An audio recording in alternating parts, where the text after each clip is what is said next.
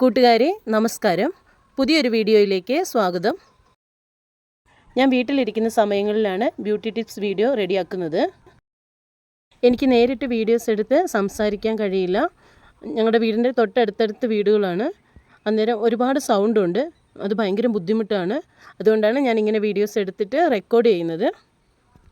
എൻ്റെ പല വീഡിയോസിലും ഞാൻ നേരത്തെ പറഞ്ഞിട്ടുണ്ട് ഞാൻ എന്താണ് ജോബ് ചെയ്യുന്നതെന്ന്. ഞാനൊരു ബ്യൂട്ടീഷ്യനാണ്. അതുപോലെ തന്നെ ഒരു മേക്കപ്പ് ആർട്ടിസ്റ്റും ഹെയർ സ്റ്റൈലിസ്റ്റും കൂടിയാണ്. സിനിമ ഫീൽഡിലായിരുന്നു വർക്ക് ചെയ്തിരുന്നത്.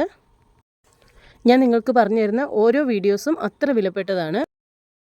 വ്യക്തമായിട്ട് ഞാൻ അതിനെക്കുറിച്ച് പഠിച്ചിട്ടും അതിൻ്റെ റിസൾട്ട് എന്താണെന്നും അറിഞ്ഞിട്ടാണ് ഞാൻ നിങ്ങൾക്ക് ഓരോ വീഡിയോസും പറഞ്ഞു തരുന്നത്. ഞാൻ എൻ്റെ കസ്റ്റമർക്ക് കറക്റ്റായിട്ട് പറഞ്ഞു കൊടുക്കുന്ന വീഡിയോസാണ് ഇതെല്ലാം. എല്ലാവരും സമയം കിട്ടുമ്പോൾ ഓരോരുത്തരുടെ സ്കിന്നിന് അനുയോജ്യമായത് ചെയ്തു നോക്കുക.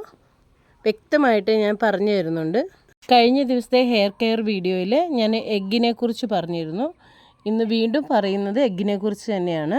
മുടി കൊഴിച്ചിൽ തടയാൻ മുട്ട കൊണ്ട് നമുക്ക് എങ്ങനെ ഒരു പാക്ക് ഉണ്ടാക്കാം, അതെങ്ങനെയാണ് നമ്മുടെ ഹെയറിൽ ഉപയോഗപ്പെടുന്നതെന്നാണ് പറയുന്നത്.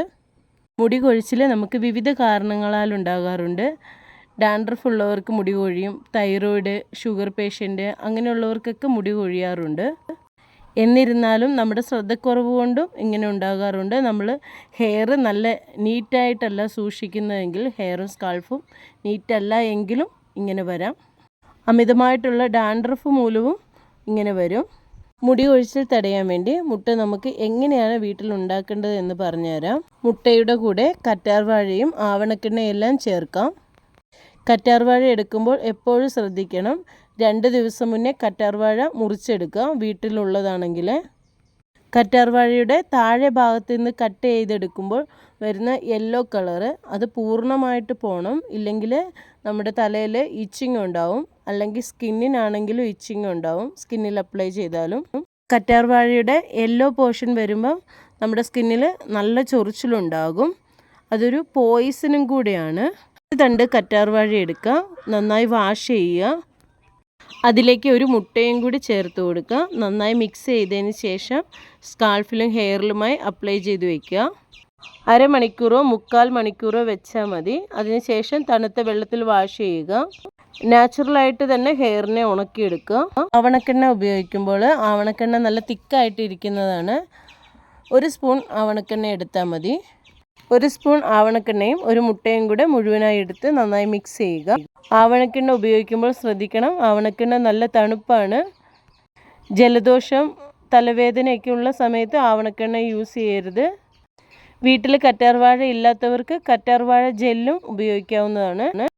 മുട്ട ഹെയർ മാസ്ക് ആയിട്ട് ഉപയോഗിക്കുമ്പോൾ ശ്രദ്ധിക്കേണ്ട കുറച്ച് കാര്യങ്ങളുണ്ട്. ഇളം ചൂടുവെള്ളത്തിൽ എപ്പോഴും ഹെയർ വാഷ് ചെയ്യാതിരിക്കാൻ ശ്രമിക്കണം. തണുത്ത വെള്ളത്തിൽ വാഷ് ചെയ്യുക.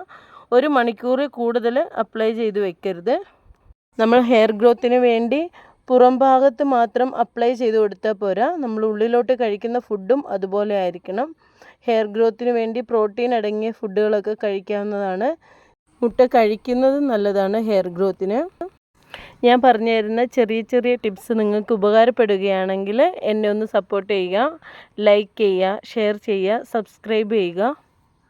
കൂട്ടുകാരെ, പുതിയൊരു വീഡിയോയുമായി ഇനി വീണ്ടും കാണാം. Okay, bye bye, see U.